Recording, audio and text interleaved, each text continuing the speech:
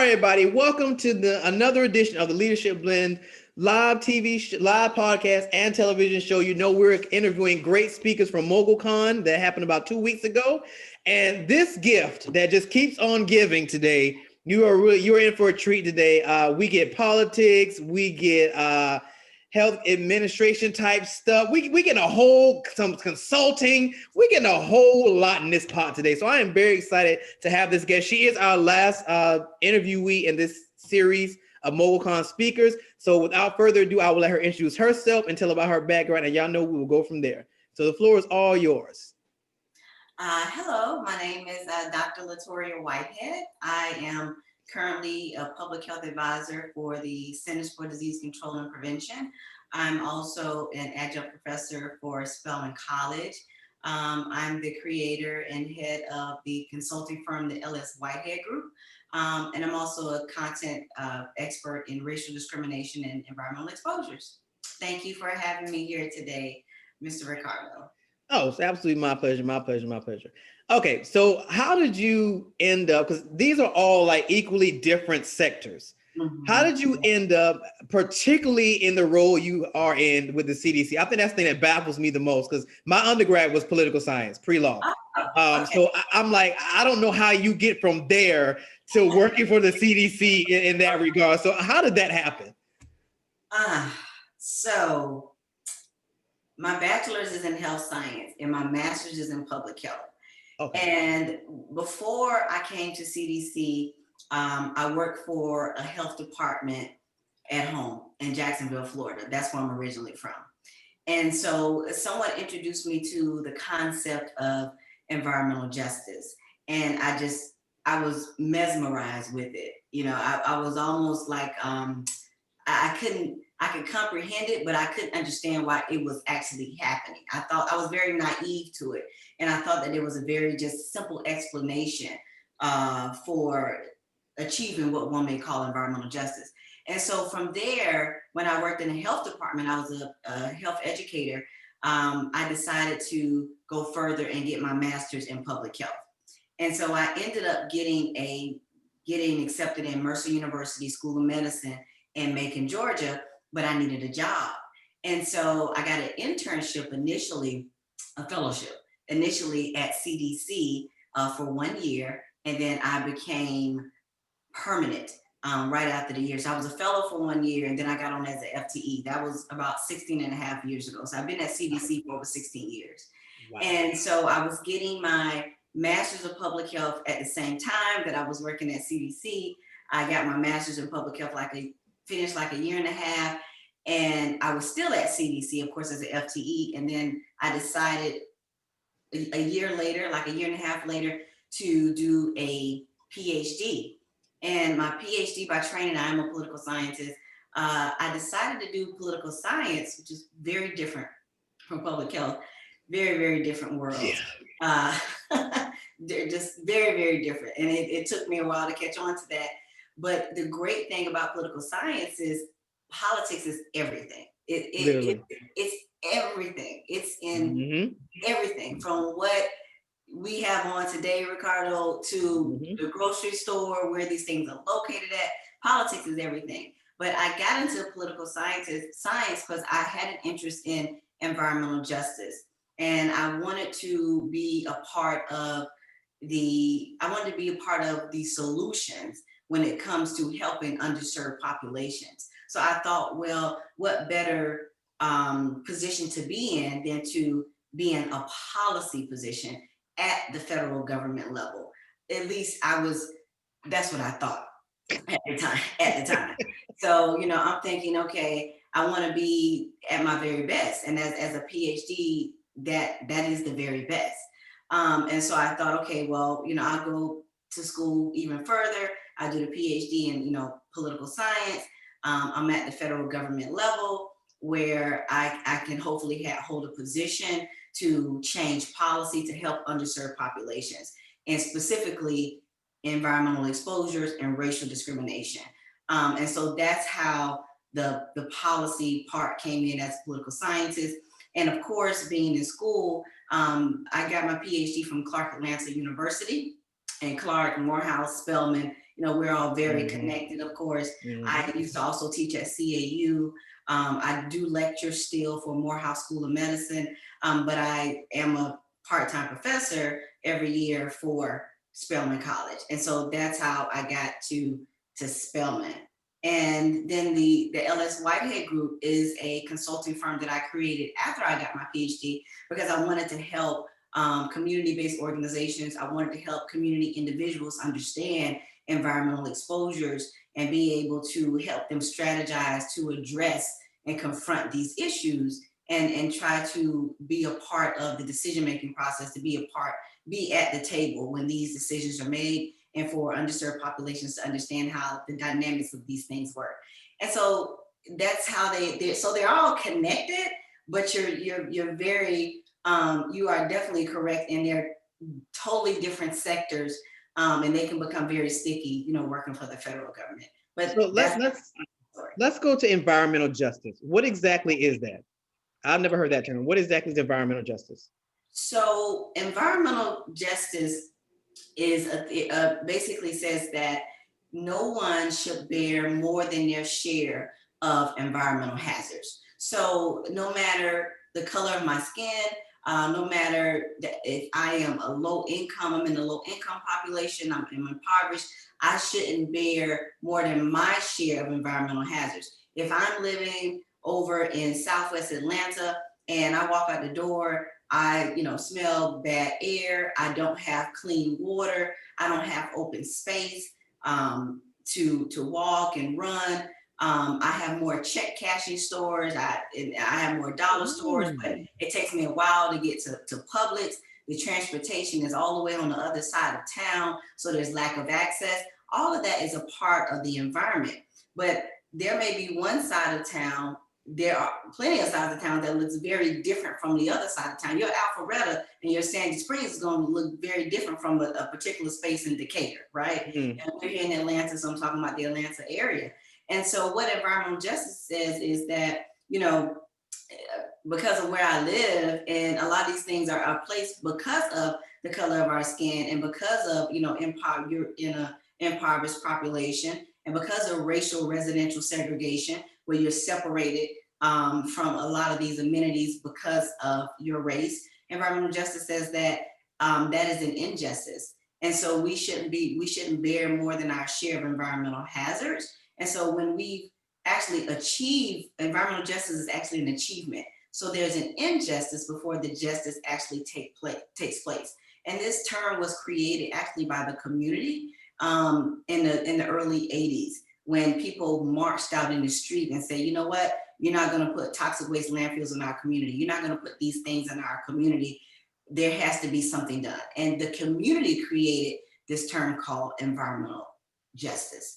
And that's a very short version of definition of that. So that theory alone is enough to build legislation off, especially if you're trying to balance the field between marginalized groups, in theory.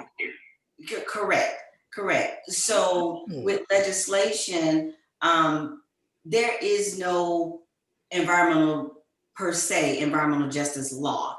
There are various environmental regulations that are created from the Environmental Protection Agency, but clearly there's still something wrong here, because we're still talking, it's 2020, we're still talking about environmental injustice, right? And so there have been bills put forward. Congressman John Lewis, over 20 years ago, put a bill forward on environmental justice. He put the same bill forward again it was 20 years later. He put it forward again, I believe in 2017. And so, now there is a process where we have environmental justice advocates that are advocating to Congress, to congressmen, to say, look, we need an environmental justice law, a federal environmental justice law. You have various states that have policies, forward-thinking states like California, very forward-thinking when it comes to the environment. They are way, way past us. They're way in the future somewhere, but they always have been like that. And so you have states where they have state policies on environmental justice, which is great. But what we need to aim for is a federal environmental justice policy that really supersedes and that all states can really connect to, for lack of a better term. And so I am hoping that in this new administration, that we get closer to that than we've ever been before, where many of these, injustices and many of these environmental exposures are considered, and that we can have a federal law.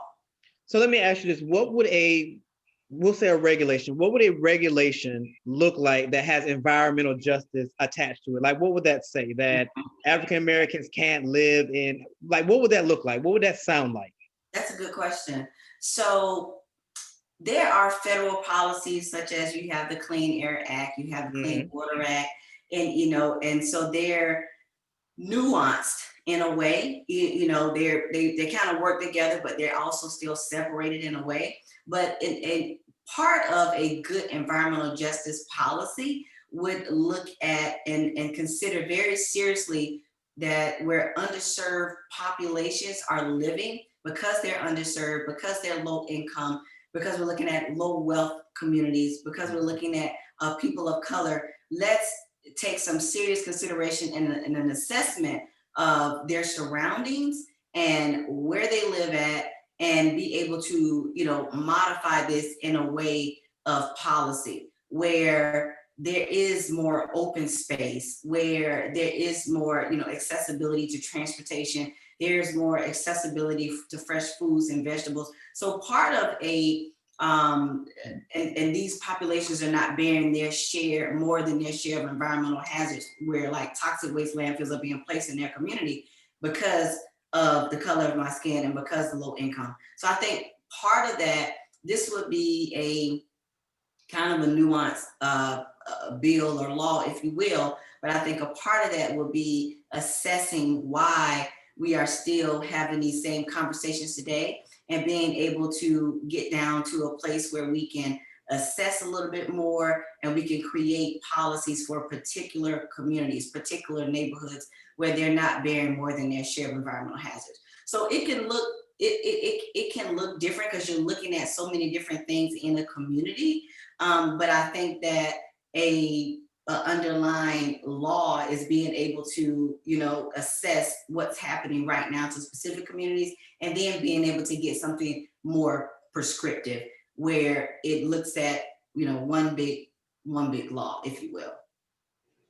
Okay, that's I've never heard that, but that it makes sense, because then, like I said, you could do an assessment of the community and say, well, hey, there are not enough grocery stores in this community, which feeds into the problem of kids not eating healthy, or things of that magnitude. That you introduced me to something today. Now I'm very curious about it. Now I have to go look it up, because it's very insightful. Like, it would really make a difference in our communities, and regulations written in that area would help with so many other issues. All right, I'm going to shift, because you got so many things I can pull from. I feel like a kid in a candy store. We gonna pull. We gonna get into let's get into some politics, because this is good. And I get to ask you, this is good. Okay, so with what's going on now with the election and Trump kind of poking holes in the security of our election, I keep hearing this phrase. It's deteriorating our democracy. It's undermining our democracy. What are your thoughts on that? And how detrimental is it the longer it goes on, the more they continue to poke holes in the security of the election? Well, I mean, personally, I think that, are we surprised? I mean, from the very beginning, President Donald Trump he's shown us who he is from the very beginning, with the different, I can't even begin to think about so many different things that have happened in a way. And when I say have happened, in the way that he has conducted himself as a president, I have not seen in my lifetime, right? Nobody. I don't think nobody has. Right. This will definitely, go down in history. And so he has not been politically correct from the beginning. He has not masqueraded who he is. He told us who he was, and he's shown us who he was.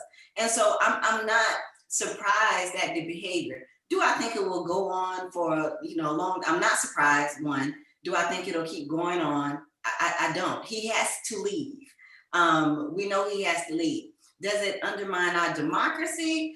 I think that's a matter really, of opinion. We voted, here we are, and how he is conducting himself is definitely not presidential. That's how I see it. I see it as it not being presidential.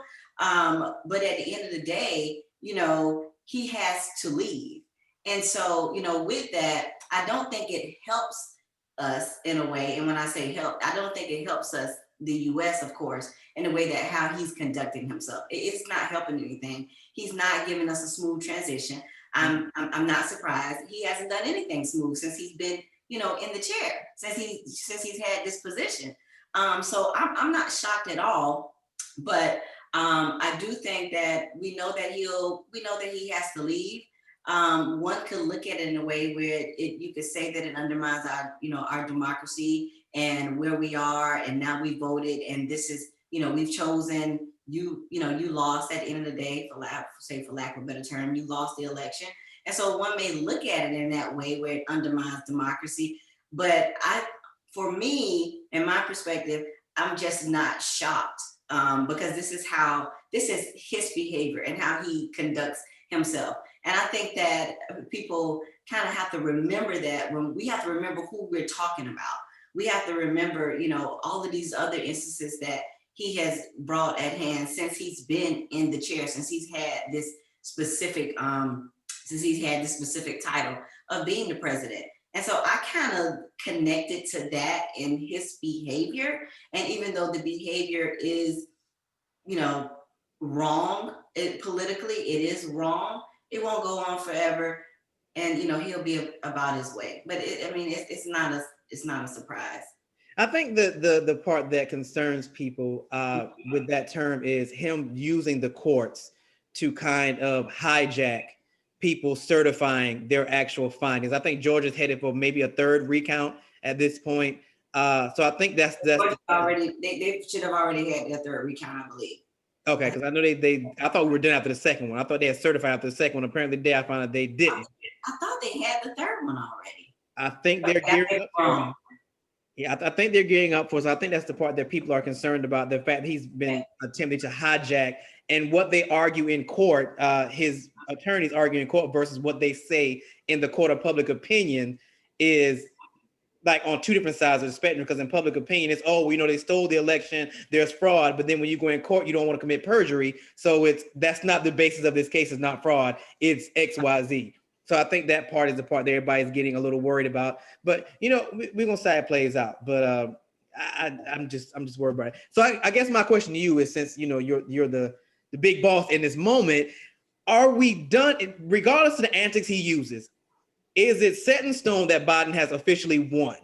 Is there anything, I guess that's my underlying question, is there anything else he can do to change that? Or are we done with everything else? Biden has won. We're just waiting for him to finish out his little cycle of buffoonery. Yes, according to what we know, and according to the votes, yes, Biden has won officially. If something else comes about, I don't know what could change it at this point. I think we all would be shocked. And let's remember that this is a man, this is a person, we're talking about Donald Trump, who has not understood policy and federal regulations from the very beginning, right? He does not have the knowledge that presidents in the past have had of policy, executive orders, and regulations from the very beginning. And so, to answer your question, yes, from everything we know now, yes, Biden will be the next president. How long this will go on with Donald Trump trying to punch holes, etc., I'm not surprised, but it will. It'll stop. It'll band over. Okay, good. That makes it feel better that you said that. That made me feel better. Oh, okay.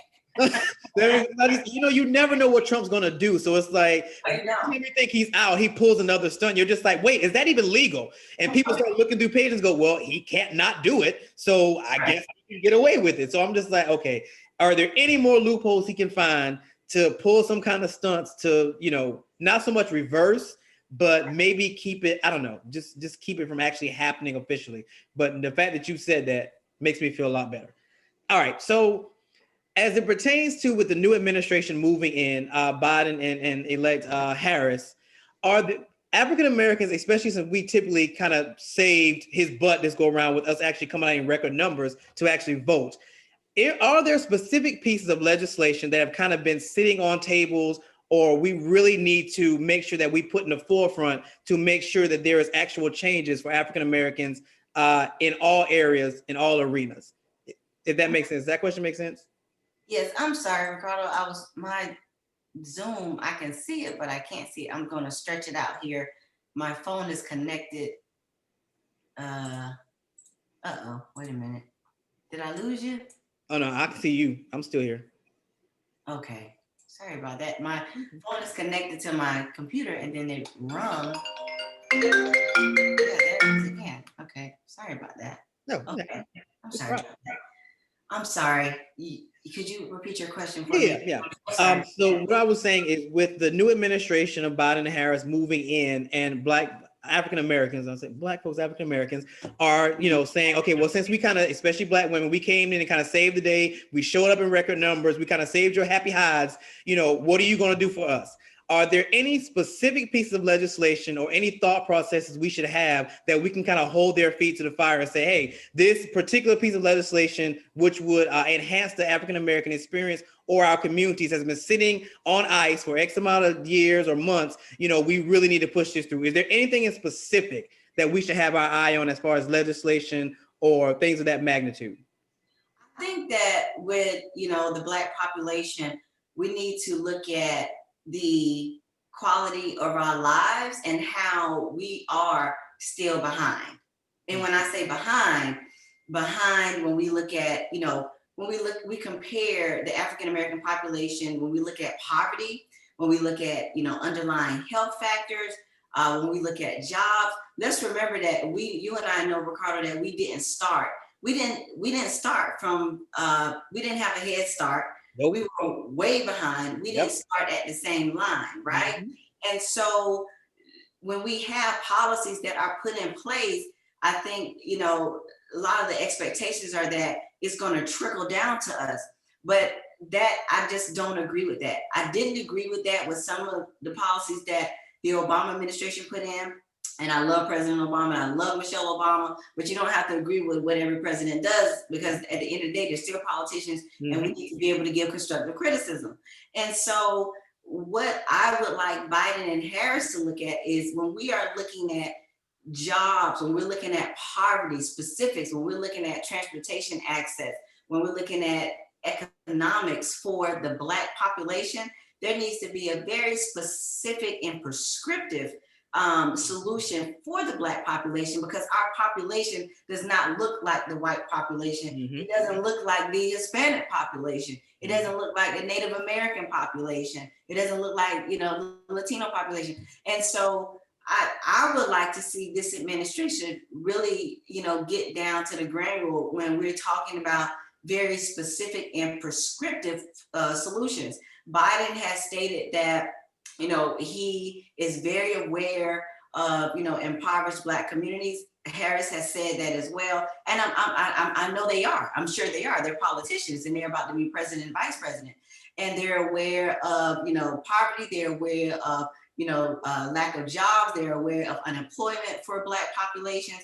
But what I would like to see is that when they do create initiatives, if you will, if they do create policies around that, I would like for them to give a more specific assessment for the Black population and exactly what we need to keep pushing us forward, I would say, for lack of a better term, because I think that we look very different from other populations. So, to answer your question, not very specific to a quality of life policy when it comes to federal policies, but looking at us in a way where it is very prescriptive in our specific population. And I'm talking about the Black population.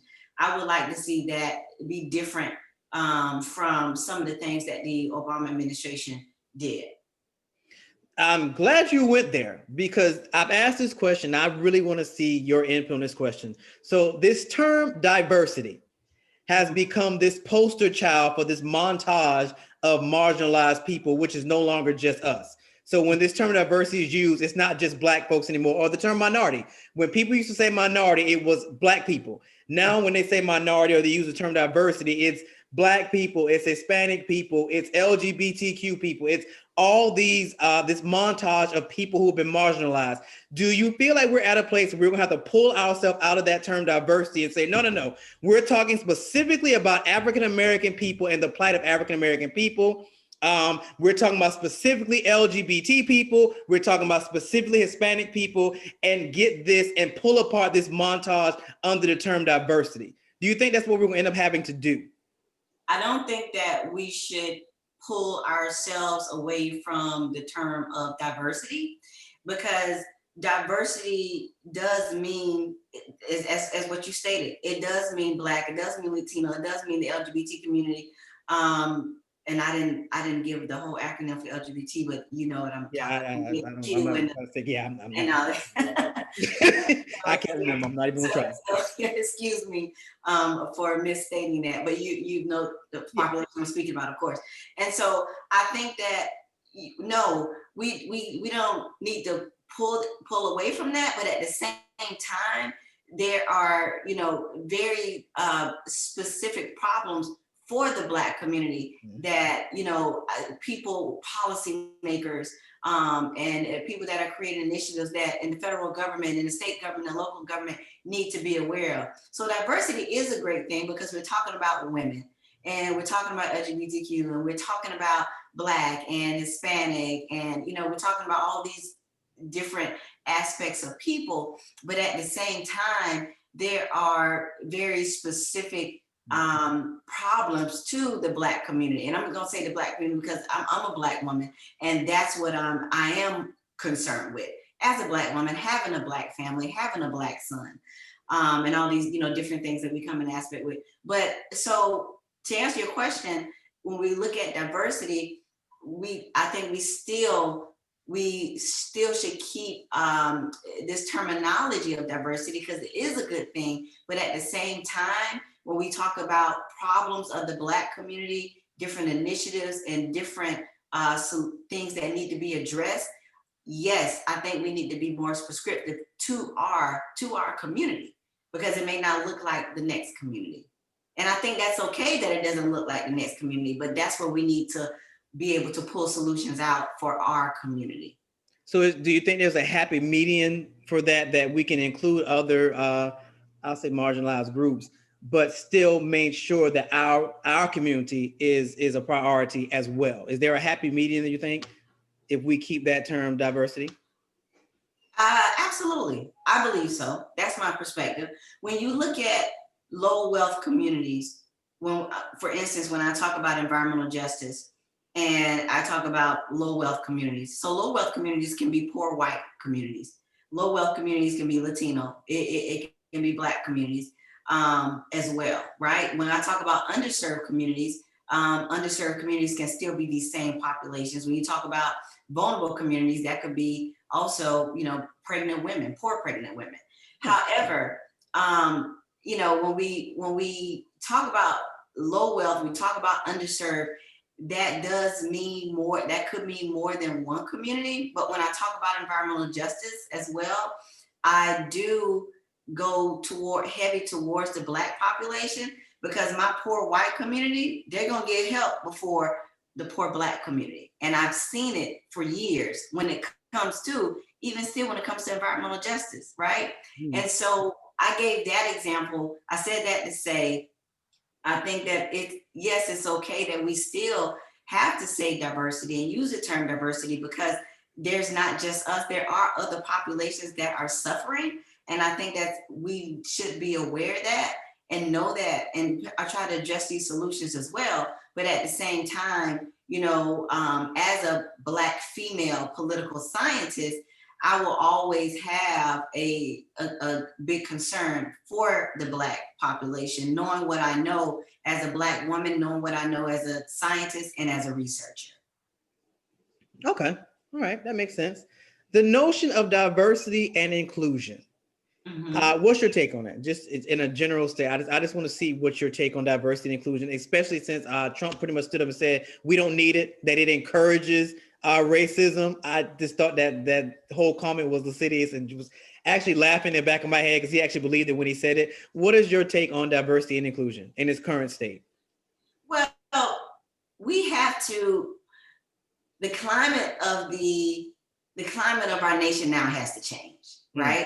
Because we've been in this, I don't even know how to describe it, Ricardo. Vacuum. This vacuum of nothing.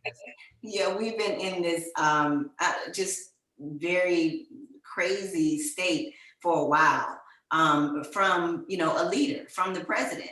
And so the climate has to change. And when I think about inclusion and diversity, that's a wonderful thing because you want different people at the table. You want different perspectives. You want different colors. You want different creativity because we have to have different solutions. If everybody looks the same, you're not going to have different solutions, and we need different solutions for different people. So inclusion is a great thing. And now we are at a point in our nation where it is time for us to speak another language. It's time for us to get back to our nation and get it back on track, if you will. And so that does include inclusion and diversity, so we can address all of these different issues that we have in the nation. So we can address unemployment, so we can address lack of jobs, so we can address poverty, so we can address transportation access, so we can address underlying health conditions, so we can address COVID. We need that to address all of these different things. And the more inclusive and diverse that we are, keeping everyone in mind, that's always a great thing. So I think that it is time for our nation to get back to that. And I think that we will. Okay. All right. The notion of globalization in African-American communities in education. A lot of these, you're actually a professor. So environmental policy.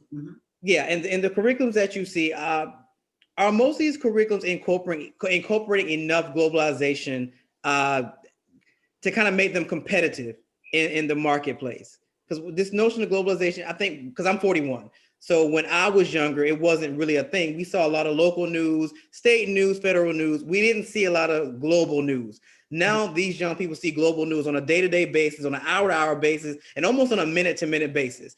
Curriculum-wise, you think that a lot of the curriculums that you see or you teach are incorporating enough globalizations to make sure the African-American students are prepared and ready to compete in a global market?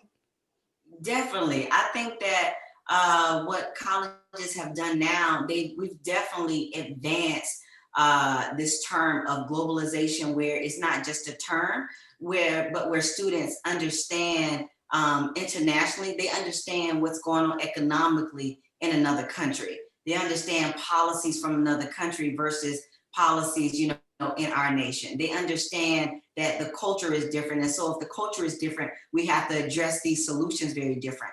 And so the way that, curriculum has been advanced, it is not theoretical anymore. It's helping students to equip themselves to have internships, to have fellowships, to go after jobs in an international fashion. And if they want to stay over there, they can stay. If they want to come back, they're more savvy and they're more privy to this information. And so what is happening now, Ricardo, from when you and I were, back in the days in school, because I just turned 44, I'm 44 years old. And so, with that, it's not just so much theoretical, where you're telling students, well, this is happening over there, this is what it means to be globally astute to these things. But now the curriculum has advanced, but it's also preparing students to have more opportunity to be able to see things in a different light and physically go to different places and be able to compare that to our nation. You have so many different internships for students and fellowships for students, even federally, at CDC, Environmental Protection Agency. So it has definitely been advanced. And I think that it has been a great thing for our Black students. So I've never attended HBCU. I went to all PWI. So that is a question that I have since you actually teach at HBCU. What does the HBCU experience look like now? Because, again, I'm 41. So in my day, I'm from South Carolina. So we had South Carolina State, Claflin, Benedict, and, my friends went to those schools, so they were excited about the band and the gospel choir and all these things I couldn't get at my PWI. But we fast forward a decade or two, and it's like, what does the Black experience look like now for a student who walks on the campus of a Clark Atlantic or a Spelman? That's a great question. You have some great questions. What can you say, right? This is what you do. Yes, this is what you bring out the best. Subject matter expert. I told you before we got started. You gonna look like, they gonna be like, wow, that Dr. Whitehead's the bomb. She was able to get them questions in. She know what you're talking about. You are funny. So I went to a PWI and an HBCU, right? Oh, you got the best of both worlds. So I got the best of both worlds. Yeah. So my undergrad, my master's was PWI, and my HBCU, good old Clark Atlanta University. I love Clark. And awesome experience. I wouldn't change it for the world.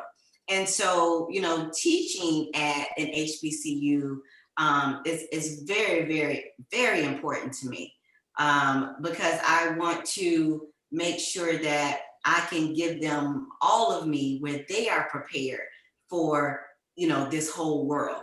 And coming out of an HBCU, you are taught to not just be at your very, very best, but to be better and be prepared for anything, because you are a Black student, because you are a Black man or a woman. And these are the things that you are going to encounter. And this is how they're going to look at you. And this is what they're going to expect. So we're going to bring you up here. That's part of what I was given from Clark Atlanta University, alongside, just family. You connect with people that are now, I consider them my family, and I can call on them and they can call on me.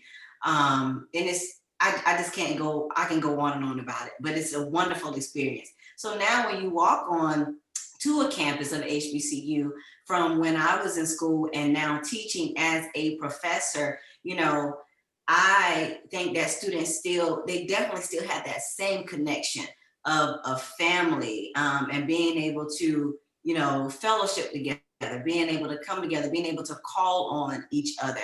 It's competitive too. Students are competing with each other. They're competing for internships. They're competing for fellowships. But when I teach in my classroom, we're in a practice world. So this is where you make your mistakes. This is where, we compete. This is where you make all the mistakes. We talk about it. We hash it out. And this is what you're looking at also when you go out in the real world. So I don't teach very theoretically. I teach concepts, but they also have to practice those concepts right in the classroom. They have to interview people on campus about environmental justice.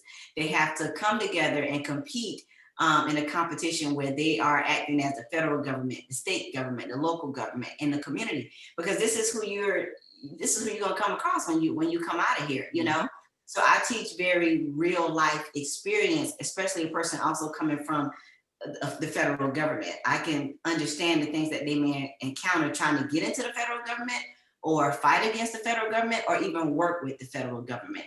And so I think that when students come today, our HBCUs, they're just as equipped as they were 20, 30 years ago. Because now, we have so many things happening in the world. And as we did civil rights movement, you saw all of the students, that created so many different initiatives and policies, and that changed the world. The late Congressman John Lewis was one of those students, years ago. And so I think that students are still just as involved.